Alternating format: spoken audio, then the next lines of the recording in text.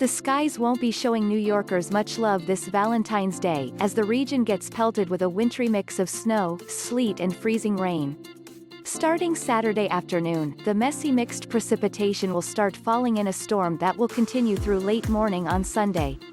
Temperatures will remain in the upper 20s through Saturday, dropping into the low 20s overnight.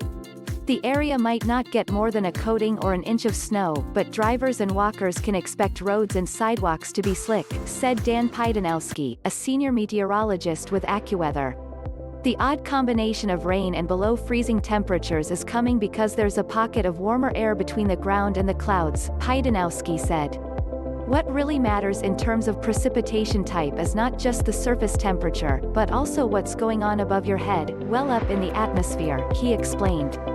The warm layer will melt snow that falls from the clouds, and it won't have time to completely refreeze when it hits the colder air closer to the surface. That means it will come down as sleet or frozen rain rather than snow. The mix could make driving treacherous and walking around the city a bit dicey. Problems are likely to continue into the work week, as well. Pydanowski said a similar storm is on the way for Monday into Tuesday. Again, like this one, we're not necessarily looking at snow, probably mix of snow and ice, or more icing, he said. That could mean dangerous commutes Monday evening and Tuesday morning.